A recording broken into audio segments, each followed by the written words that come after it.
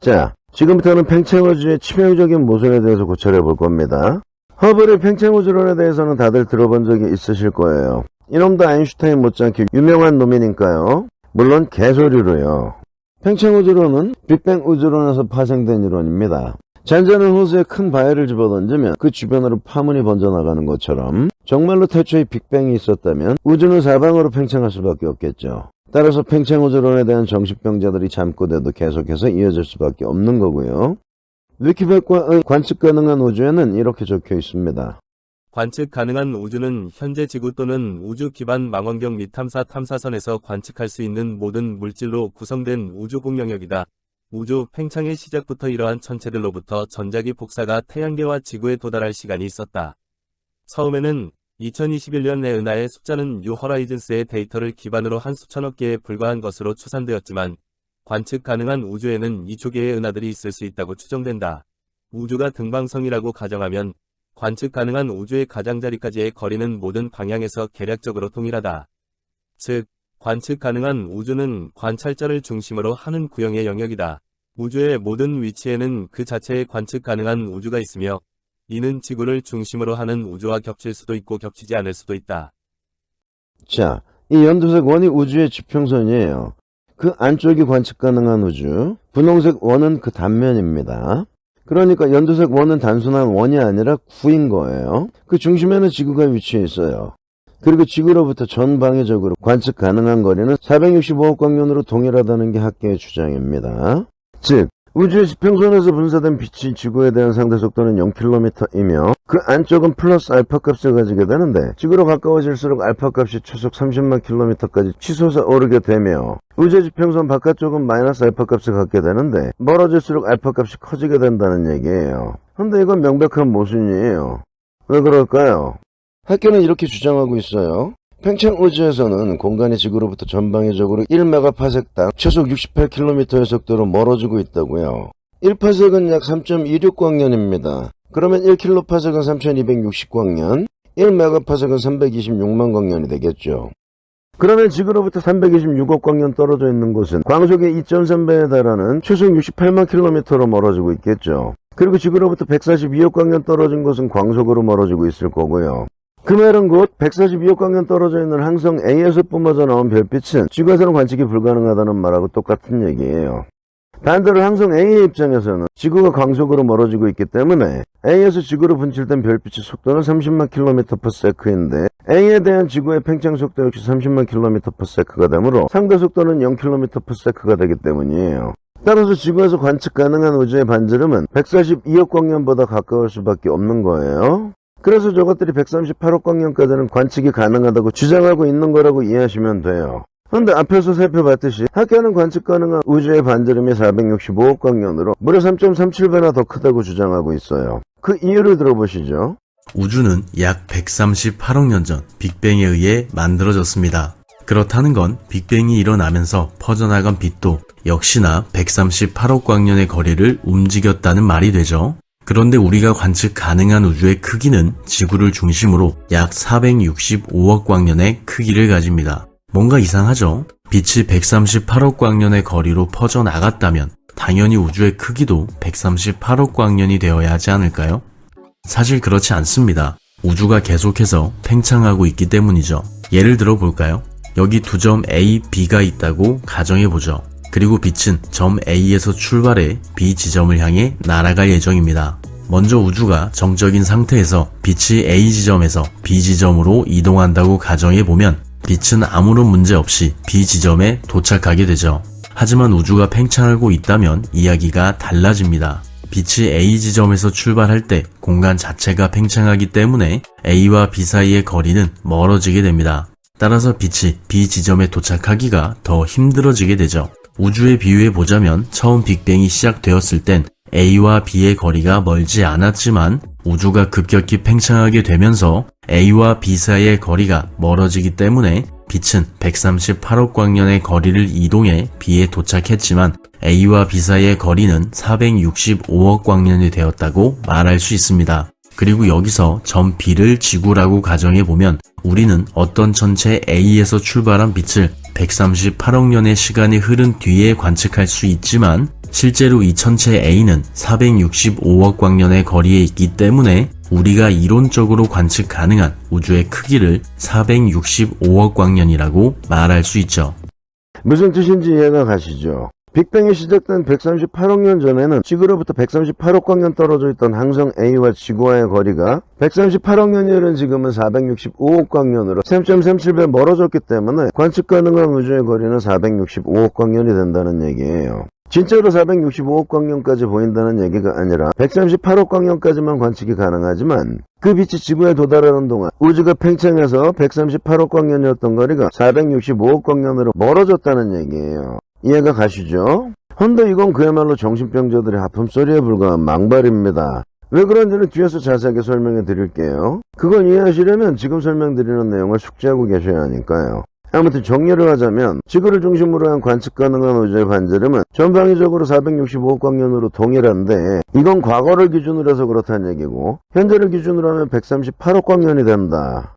왜냐하면 현재 지구로부터 138억 광년 이상 떨어져 있는 공간은 광속보다 빠른 속도로 팽창하고 있으니까요. 그보다 3.37배 더 먼 465억 광년 떨어진 공간은 광속보다 3.37배 더 빠른 속도로 팽창하고 있으니까요. 따라서 조금 전에 살펴본 상승도는 이렇게 수정돼야 맞는 겁니다. 우주의 지평선이 465억 광년이 아니라 142억 광년으로요. 142억 광년 떨어진 곳에 위치해 있는 항성 A는 광속으로 팽창하기 때문에, 즉 A의 입장에서는 142억 광년 떨어져 있는 지구가 광속으로 팽창하고 있기 때문에 거기서 분출된 빛이 30만 마이너스 30만으로 초속 0km가 되기 때문에 영원히 지구에 도착할 수가 없게 되고, 우주의 지평선 안쪽은 0 플러스 알파가 되는데 지구로 가까워질수록 알파 값이 커지게 됩니다. 왼쪽뿐만 아니라 오른쪽, 위, 아래쪽으로도 마찬가지겠죠. 왜냐하면 개 잡것들이 지구를 중심으로 한 관측 가능한 우주의 반지름이 전방위적으로 동일하다고 시부려놨으니까요. 그런데 이건 그야말로 자다가 봉창 두드리는 소리예요. 왜냐하면 빅뱅의 근원지는 지구가 아니라 우주의 중심이기 때문입니다. 자, 하늘색 큰 O는 전체 우주이며, 그리고 그 가운데 위치해 있는 A는 우주의 중심, 그리고 그 오른쪽에 위치해 있는 B는 지구가 속해 있는 반지름 142억 광년을 가진 관측 가능한 우주예요. 빅뱅은 우주의 중심인 A에서 발생했기 때문에 우주는 A를 기점으로 전방위적으로 균등한 속도로 팽창하겠죠. 지구를 기준으로 한 관측 가능한 우주 B는 우주의 중심으로부터 오른쪽으로 팽창해서 현재 위치에 도달해 있는 거예요. 자, 여기서 관측 가능한 우주를 확대해 봅시다. 우리가 속해 있는 관측 가능한 우주는 우주의 중심으로부터 오른쪽에 위치해 있으므로 그 외부는 물론 그 내부 또한 왼쪽에서 오른쪽으로 팽창하고 있겠죠. 근데 천문학계는 관측 가능한 우주가 지구를 중심으로 이렇게 전방위적으로 똑같은 속도로 팽창하고 있다고 주장하고 있는 거예요. 그래서 어느 방향이든 상관없이 지구로부터 142억 광년 떨어진 것은 광속으로 팽창하고 있다는 얘기예요.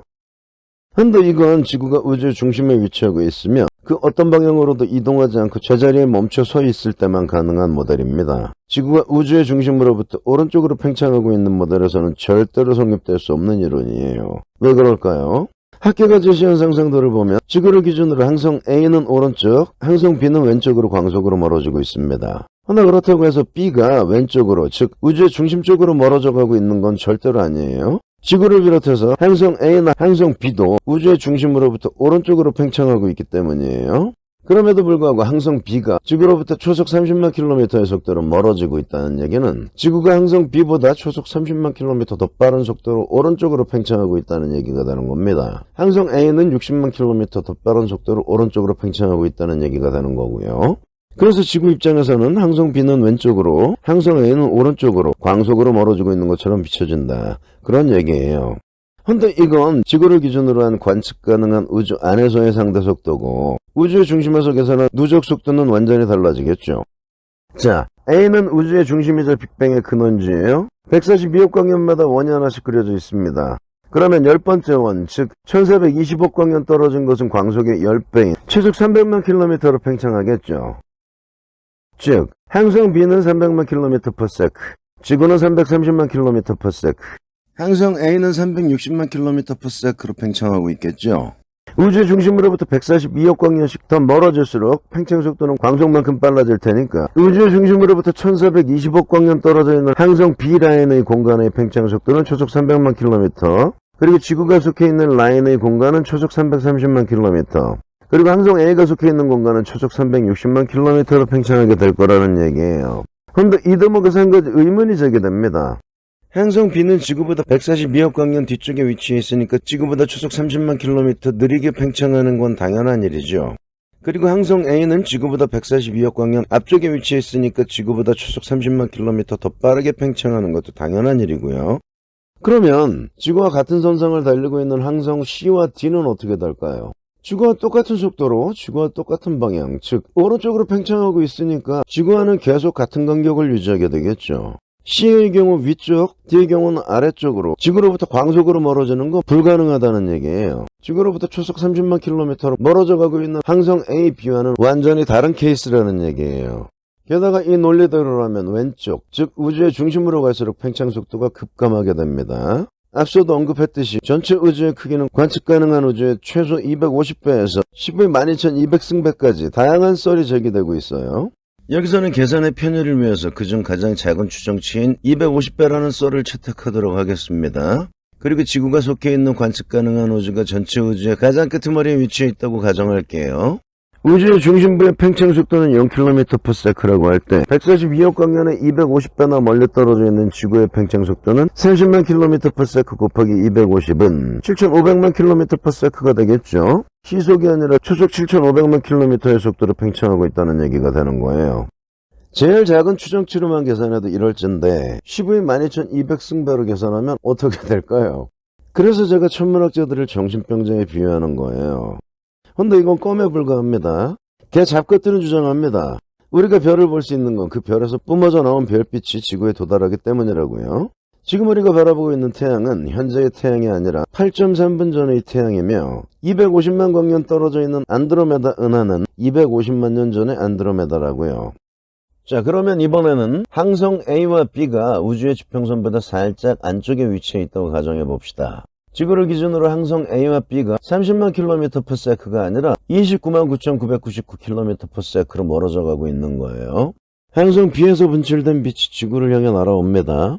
광속은 초속 30만 km지만 항성 B를 기준으로 지구가 오른쪽으로 초속 29만 9,999km로 팽창해 가고 있기 때문에 B에서 분출된 빛이 지구에 대한 상대 속도는 초속 1km가 되겠죠.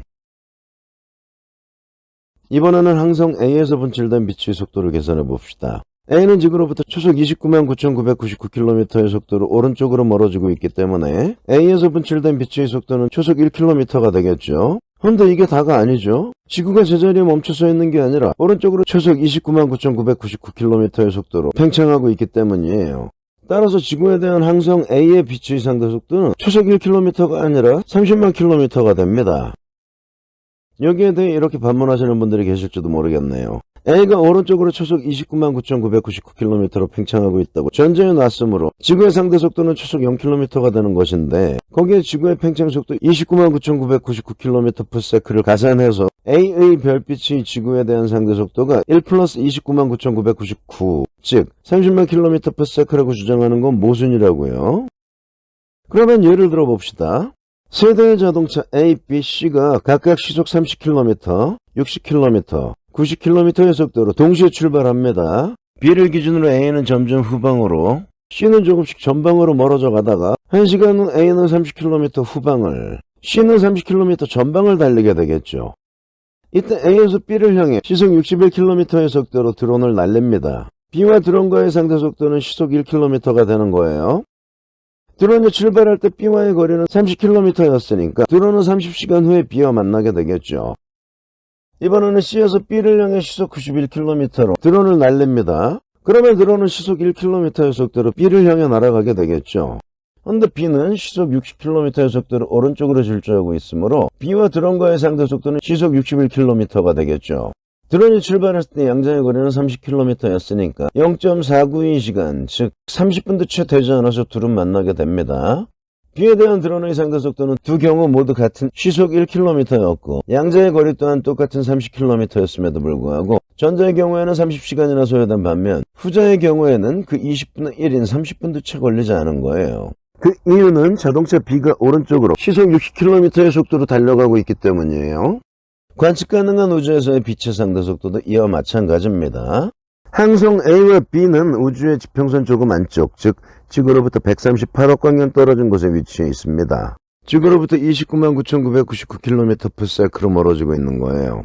각각의 팽창 속도를 계산해보면 항성 B는 왼쪽에서 오른쪽으로 초속 30만 1km, 지구는 초속 60만 km. 항성 A는 그보다 29만 9,999km 더 빠른 초속 89만 9,999km가 되겠죠. 이 상태에서 항성 A와 B에서 지구로 분출된 빛의 각각의 항성에 대한 상대 속도가 초속 플러스 1km와 마이너스 1km일 때 지구에 도달하는 데 소요되는 시간을 계산해 봅시다.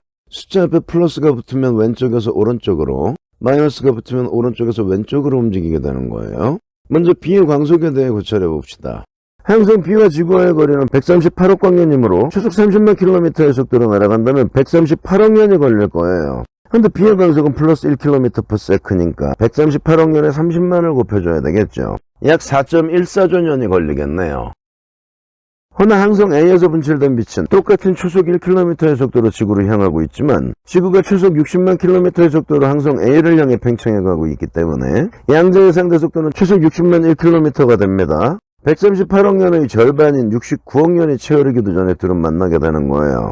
지구를 향한 두 광자의 속도는 1km/s로 똑같았고 출발했을 때 지구와의 거리도 138억 광년으로 동일했음에도 불구하고 항성 B의 광자가 지구에 도달하는 데에는 4.14조 년이 소요된 반면 A의 광자는 69억 년밖에 걸리지 않는 거예요.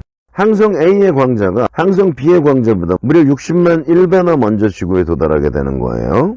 왜?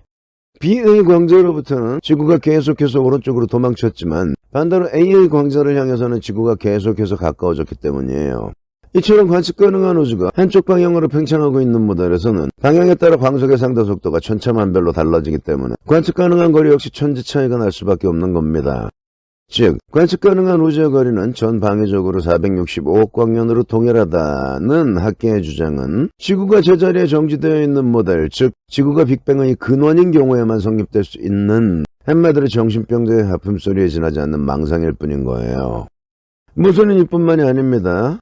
자, 항성 B가 우주의 중심으로부터 1420억 광년 떨어져 있다고 가정할 때 그러면 B는 초속 300만 1km, 지구는 330만 km, A는 359만 9,999km로 왼쪽에서 오른쪽으로 팽창하고 있겠죠. 그래야 지구는 330만 마이너스 300만 1로 항성 B로부터 29만 9,999km/s의 속도로 멀어질 수 있으며 항성 A는 359만 9,999 마이너스 330만으로 지구로부터 29만 9,999km/s의 속도로 멀어질 수 있으니까요.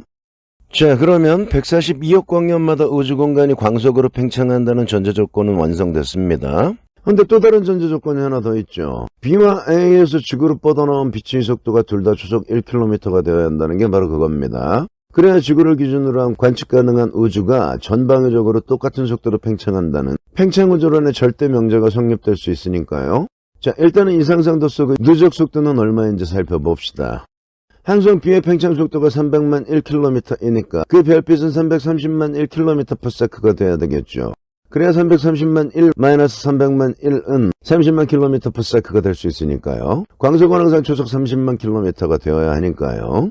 마찬가지로 지구에서 뿜어져 나간 광속은 초속 360만 km, 그리고 항성 A의 광속은 초속 389만 9,999km가 되어야 합니다. 그래야 각각의 항성에서 뿜어져 나온 광속의 상대 속도가 초속 30만 km가 될 수 있으니까요.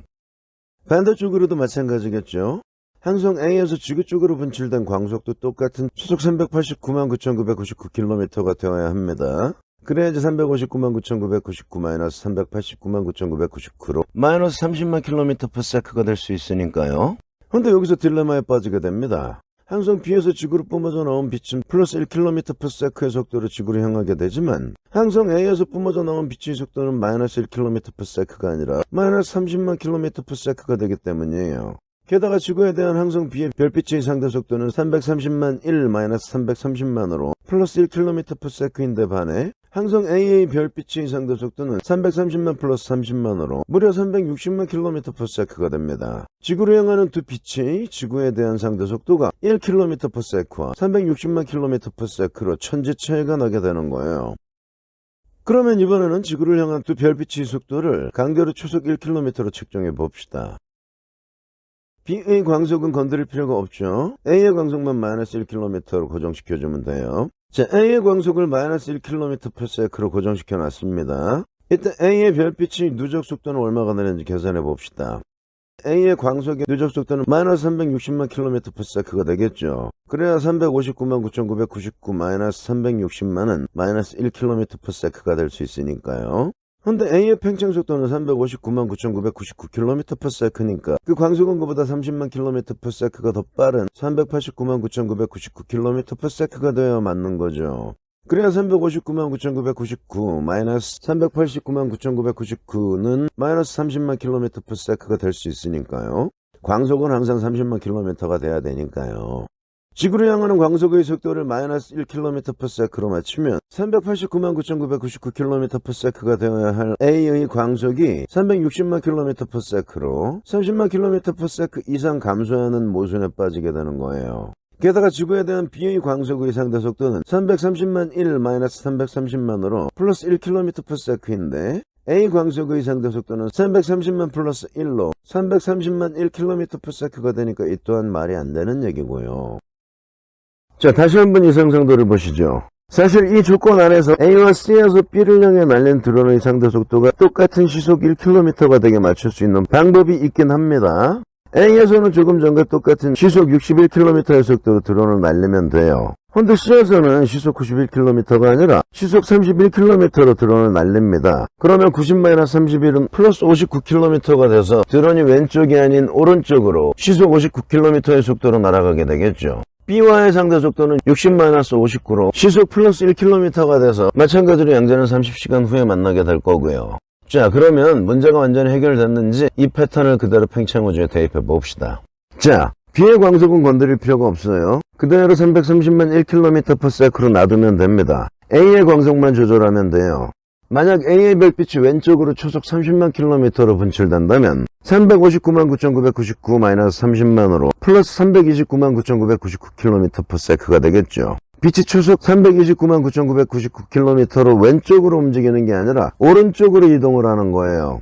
그러면 지구의 상대 속도는 329만 9,999 마이너스 330만으로 마이너스 1km/s가 되겠죠. B와 A에서 뿜어져 나온 두 광자가 똑같이 1km/s의 속도로 지구로 접근할 수 있게 되는 거예요.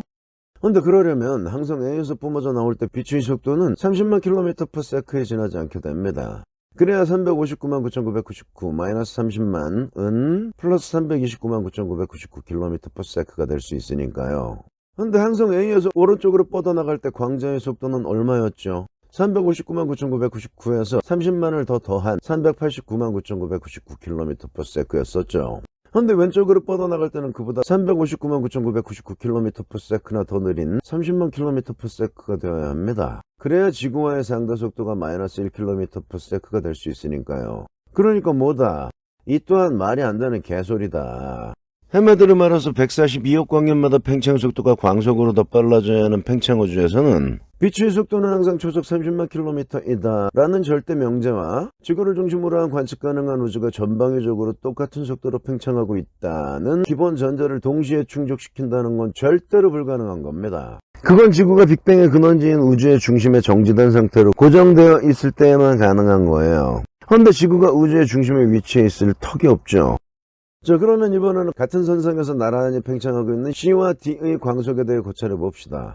항상 C와 D에서 뿜어져 나온 광속의 모순은 항상 A와 B의 광속의 모순보다 100배는 더 가관이에요. 조금 전에도 설명드렸다시피 C와 D는 지구와 똑같은 선상에서 똑같은 속도와 똑같은 방향으로 팽창하고 있기 때문에 C와 D에서 뿜어져 나온 광자는 절대로 초속 29만 9,999km/s로 지구에서 멀어질 수 없는 거예요. 근데 여기서는 100번 양보해서 저것들의 주장대로 항상 C와 B도 A와 마찬가지로 지구로부터 초속 29만 9,999km의 속도로 멀어지고 있다고 쳐주자고요. 그러면 C에서 지구로 분출된 빛의 속도는 1km/s가 되겠죠. 그런데 지구는 오른쪽으로 초속 330만 km의 속도로 팽창해가고 있죠. 무려 330만 배나 더 빠른 속도로 움직이고 있는 거예요. 따라서 항상 C와 D에서 분출된 빛줄기는 절대로 지구로 도달할 수가 없는 거예요. 즉 우주의 지평선 부근에 위치하고 있는 항성 C와 D는 지구에서는 절대로 관측이 안 된다는 얘기죠. 거리를 코앞까지 좁혀도 마찬가지입니다. 항성 E는 지구로부터 14.2억 광년 떨어져 있습니다. 초속 3만 km로 지구로부터 멀어지고 있을 것이며 E에서 분출된 빛은 27만 km/s로 지구를 향해 날아오겠죠.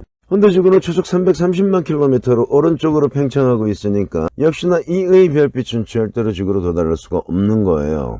C와 D 방향으로는 아무리 가까이 붙어 있다고 할지라도 그 행성의 빛은 30만 킬로미터/s에 불과한데 지구는 그 11배인 330만 킬로미터/s로 오른쪽으로 팽창하고 있으므로 절대로 지구에 도달할 수가 없는 거예요. 그 말인즉슨 밤하늘에 동쪽과 서쪽에 별이 떠 있는 경우에 남쪽과 북쪽 하늘에서는 아무리 눈을 씻고 들여다봐도 별 하나 찾아볼 수가 없다는 얘기가 되는 거예요.